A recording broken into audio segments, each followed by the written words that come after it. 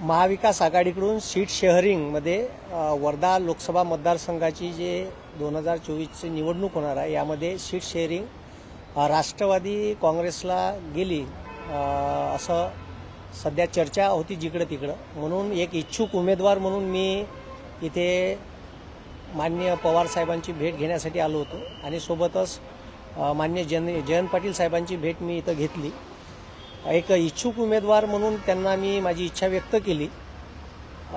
त्याच्यानंतर काही लोकसभेबाबतचे मुद्दे चर्चित होते का जे मी एक उमेदवार म्हणून कसा जिंकून येऊ शकतो आणि लोकांचं सध्याचं ओपिनियन काय आहे, तर याबाबतचे अनेक मुद्दे आता जयंत पाटील साहेबांसोबत मी चर्चेत डिस्कस केले आणि मागच्या वर्षीच्या इलेक्शन आणि त्याच्या 3 वर्षाच्या म्हणजे 3 इलेक्शन लोकसभेचे याबाबत चर्चा झाली। त्याचा डाटा ॲनालिसिस करून मी त्यांना सांगितलं का असा तो रेशिओ आहे, तर हे म्हणजे काँग्रेस राष्ट्रवादीचं कॅडर वोटिंग किती आहे याबाबत चर्चा करून मला इंडिव्हिज्युअल किती भेटू शकते असं त्यांना मुद्दे समजून सांगितले आणि पक्षानं सीट दिली तर मी एक विजयी उमेदवार म्हणून महाविकास आघाडीचा असू शकतो।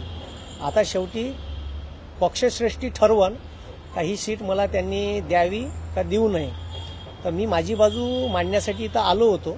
ठीक आहे, पक्षांनी घेतलेला निर्णय जो राहील तो मला मान्य राहील आणि एक मी माझी बाजू त्यांच्यासमोर मांडली आणि जर पक्षानं मला सीट दिली तर भविष्यातही मी पक्षासाठी काम करील आणि याच्यानंतर जे काही लोकसभेचा रिझल्ट मागोपुढे होईल, ठीक आहे, जो जिंकेल किंवा हारेल 2 पैकी 1 होईल, पण मी विजयी कसा होऊ शकतो ही त्यांना पटवून दिलं आणि सगळ्या यूथ शेतकरी ज्यांचे मी मुद्दे घेऊन चालतो, बेरोजगार युवक, त्याच्यानंतर महिलांचे मुद्दे, महिलांचे प्रश्न, त्याच्यानंतर कष्टकरी आणि गोरगरिबाचा एक मुलगा जो खेड्यागावातून येऊन ठीक आहे आपली एक राजकीय पार्श्वभूमी घेऊन पहिल्यांदाच मी इथे आलो। ठीक आहे का, एक याच्या अगोदर विधान परिषदेची निवडणूक मी लढवली आणि त्या विधान परिषदेच्या निवडणुकीत अपक्ष राहून मी 8,500 वोटिंग घेतलं, जे इनव्हॅलिड होतं 13,500 मतदान नागपूर मतदारसंघातून, तर त्या मतदारसंघात माझे 5,500 इनव्हॅलिडमध्येही मतदान होतं, म्हणजे मला जवळपास 14-15,000 लोकांनी त्यावेळेस मतदान केलं आणि ते अपक्ष राहून मी माझी ताकद दाखवली होती। म्हणून आता एक कोणीही तिथं काँग्रेसकडून इच्छुक उमेदवार नव्हता, म्हणून मी लोकसभा निवडणूक लढवण्यासाठी इच्छुक उमेदवार म्हणून इच्छा व्यक्त केली। जर तिकडून चांगले उमेदवार जर माझ्या पुढे असते तर मी ही इच्छा व्यक्त केली नसती। माझी विधानसभेची तयारी वर्धा सेलू मतदारसंघातून ग्राउंड लेवलवर चालू आहे, पण तिथं कोणीही दावेदार नाही आणि 3.5 लाख कॅडर वोटिंग राष्ट्रवादी आणि काँग्रेसचं असताना ही सीट जाऊ नये आणि एखादा ठीक आहे कॅन्डिडेट हा चांगला असावा आणि निवडून येण्याजोगता आणि फाईट देणारा असावा, म्हणून मला माझ्यात असं वाटत होतं का मी इथे चांगली फाईट देऊ शकतो वर्धा मतदारसंघातून, म्हणून मी पक्षश्रेष्ठीपर्यंत आलो आणि आपली बाजू आज मांडली। ठीक आहे, आता ते पक्ष त्याच्यानंतर त्याच्यावर डिसिजन 1-2 दिवसात घेईल। ठीक आहे, जे डिसिजन घेईल ते मला मान्य राहील।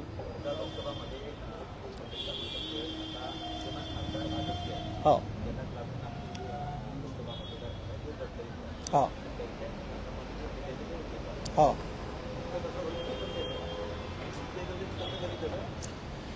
माझं गणित म्हणजे 10 वर्ष झाले जवळपास रामदासजी तडस तिथे बीजेपीचे उमेदवार म्हणून तिथे आता निवडून आले 2 वेळा आणि त्यांनी पाहिजे त्या प्रमाणात काम केलं नाही। जसं ते रेल्वे बोर्डाचे अध्यक्ष असताना वर्धेतले 2 मोठाले रेल्वेचे पुलं 10 वर्षापासून उडान पुलाचं काम रखडून पडलं आहे। एक शिंदीचा आहे आणि एक वर्धेचा शहराचा बसस्टँडच्या बाजूचा आहे। म्हणजे जो माणूस स्वतः अध्यक्षपदावर असते रेल्वे बोर्डाच्या, तो माणूस त्याच्याच मतदारसंघातले पुलं बांधू शकत नाही। ठीक आहे, त्याचं काम इतकं म्हणजे मंद गतीने चालू आहे। पहिले तर ते आता लोकांना आंदोलन केले म्हणून ते थोडंफार चालू तरी झालं, नाही तर ते अजूनही पूल व्हायला तयार नाही आहे। त्याच्यानंतर पाहिजे त्या प्रमाणात ठीक आहे बेरोजगार युवकासाठी काहीच काम नाही केलं।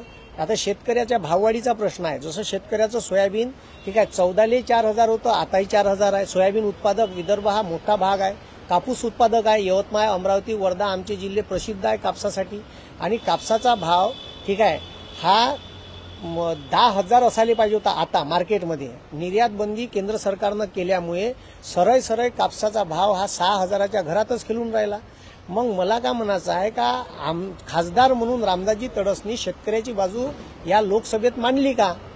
आणि त्यांनी ती मांडायला पाहिजे. शेतकरी तुम्ही कोणाही पक्षाचे राहो पण तुम्ही लोकांचे नेते आहे.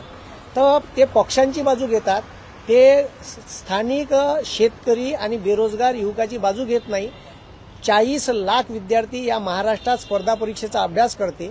याच बीजेपी सरकारनं वेगवेगळ्या 238 शासनाच्या प्रवर्गातल्या ज्या नोकऱ्या आहे ह्या कॉन्ट्रॅक्ट बेसिसवर क्लास 2च्या आणि क्लास 3च्या नोकऱ्या भराच्या असा GR काढला.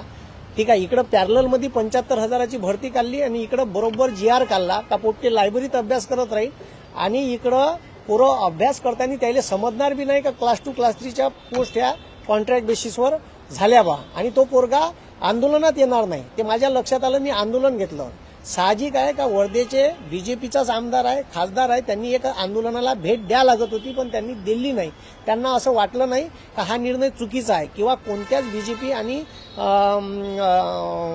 खासदार आमदारांनी त्या निर्णयाला विरोध सुद्धा केला नाही. तर ही लाजिरवाणी परिस्थिती आहे का तुम्ही ज्या लोकांच्या मतदानावर निवडून येता, ठीक आहे, जे लोक तुम्हाला मतदान करते त्याची बाजू सुद्धा तुम्ही सभागृहात मांडू शकत नाही. म्हणून गोरगरीब कष्टकरी शेतकरी बेरोजगार कामगार ठीक आहे आणि या महाराष्ट्रातल्या बहुजनांचे प्रश्न मांडण्यासाठी आणि वर्धा मतदारसंघातल्या अनेक समस्या सभागृहात गाजल्या पाहिजे आणि विदर्भातले अनेक शेतीशी संबंधित प्रश्न आहे ते प्रश्न मी सभागृहात घेऊन जाण्यासाठी म्हणजे एक सामान्य कष्टकऱ्याचा आणि शेतकऱ्याचा मुलगा म्हणून मी लढण्यास इच्छुक आहे. अशी आपली बाजू मी पक्षश्रेष्ठीकडे मांडली. कराळवीजी काय सांगाल तुम्ही? मागच्या काळामध्ये उद्धव ठाकरे यांची सुद्धा भेट घेण्याचा प्रयत्न केला. मातोश्री बाहेर तुम्ही तब्बल 2 तास थांबून राहिला आहात, मात्र उद्धव ठाकरेंनी तुमची भेट नाकारली. त्यानंतर तुम्ही उघडपणे उद्धव ठाकरेंवर नाराजी व्यक्त केली. मात्र आज तुम्ही पवार साहेबांची भेट घेतली. पवार साहेबांची भेट झाली का? उद्धव ठाकरे आणि पवार साहेबांच्या मधला फरक काय सांगाल? तो अनुभव आला मला आणि आयुष्यात अनुभव येणं आवश्यक असते. मी 5 तास तिथे वाट पाहत होतो, त्यांची नाही भेट झाली. तर मी उद्धव ठाकरे साहेबाबद्दल काही चुकीचं बोललो नाही. तिथं ज्या प्रॉब्लेम होत्या समस्या होत्या त्याच मी त्या व्हिडिओच्या माध्यमातून मांडल्या का त्या थोड्याफार दुरुस्त व्हायला पाहिजे. पण पवार साहेबांनी मी याच्या अगोदर म्हणजे आजची ही दुसरी भेट आहे माझी पवार साहेबांसोबत. याच्या अगोदर भेट घेतली. साहेबांनी मला 9:30 वाजताचा टाइम दिला. मी 9:35ला पोहोचलो. तर 9:35ला पोहोचल्यानंतर 5 मिनिट साहेब माझी वाट पाहत होते. मलाच आश्चर्य वाटलं का महाराष्ट्राचा एवढा दिग्गज नेता ठीक आहे वेळ देऊन 5 मिनिट वाट पाहून राहिला. आणि मी जसं गेल्याबरोबर त्यांनी मला आतमध्ये बोलावलं. आणि हा जो फरक आहे मला असं जाणवलं का 7 वाजतापासून 10 वाजेपर्यंत अर्ध्या महाराष्ट्राला पवार साहेब भेटतात. म्हणजे अर्धा महाराष्ट्र पवार साहेबाला 10 वाजेपर्यंत भेटून जातो. ठीक आहे. आणि हा फरक मला तिथं मातोश्रीवर जाणवला का तिथं असं काही नव्हतं. आणि मला जो त्रास झाला मी सर्वसामान्याची बाजू बोललो. कदाचित काही लोकांचे मन त्याच्यामुळे दुखावले जाऊ शकते पण तो प्रॉब्लेम होता तो मी बोलून दाखवला. पण इथं मात्र तसं अजिबात जाणवलं नाही. जयंत पाटील साहेबांनी भेटीचा वेळ दिला तर लगेच भेटले. ठीक आहे. म्हणजे जो टायमिंग दिला त्या टाइमला भेटले. अर्धा तास इकडं तिकडं कुठेही होत असते, साहजिक आहे. एवढा मोठा महाराष्ट्र सांभाळायला लागते, आपण तेवढं कन्सिडर करतो. आणि पवार साहेबांच्या बद्दल तर काही वादच नाही, कारण टाइम टू टाइम काम चालते. त्यांनी जसा टाइम दिला तशाच टायमाला ते उपलब्ध झाले, मला वेळ दिला, माझ्या गोष्टी ऐकून घेतल्या सगळ्या. त्याच्याबद्दल मी त्यांचे मनापासून आभार मानतो. काँग्रेसच्या नेत्या यशोमती ठाकूर यांनी सुद्धा आपली तारीफ केली होती, ते सुद्धा आपल्याला मदत करणार आहेत, काय म्हणतात? ताईंची मला भरपूर मदत आहे. म्हणजे माझ्या राजकीय कारकिर्दीत एक जमिनीवरून उभा राहिलेला कोणताही माणूस आणि राजकारणात स्टँड करतो म्हटलं तर त्याला पैशाच्या अडचणी, त्याला राजकीय त्याला पॉलिटिकल स्टॅबिलिटी ज्याला म्हणते ती मिळवण्यासाठी खूप संघर्ष करावा लागते किंवा त्याच्यामागे एक तर राजकीय वलय पाहिजे. तर माया बापाचं काही राजकीय वलय नाही आहे. त्याच्यामुळे मला इथपर्यंत येण्यासाठी मला काय संघर्ष करावा लागते. मला लोक दिवसभरात किती फोन करतात, फोन करून मला शिवा देतात. ठीक आहे. भलाही मी चांगली बाजू मांडतो, त्याची हिंमत नाही होत का या कराय मास्तरची पोलीस स्टेशनला जाऊन कंप्लेंट करावं का ह्या खोटा बोलत आहे. पण सत्य बाजू आणि कष्टकऱ्याची आणि गोरगरिबाची बाजू मी नेहमीच मांडतो, बेरोजगार युवकाची मांडतो. म्हणून जे सत्य आहे ते त्याला झोंबते, पण त्याच्या ठीक आहे पक्षावर टीका केली ते त्याला पचत नाही. त्याच्यामुळे ते लोक मला शिवा देतात, फोन करून घाणेरड्या भाषेत बोलतात. ठीक आहे. तर असं कार्य करत असताना टीका टिप्पणी होतेच. महात्मा गांधीवर झाली, डॉक्टर बाबासाहेब आंबेडकरांवर झाली, स्वामी विवेकानंदावर झाली, तर आपण किस खेत की मुली आहे, आपण चिल्लर सामान्य माणसं आहे, आपल्यावर अशा टीका होईल आणि हाच विचार करून मी समोर चाललो आहे.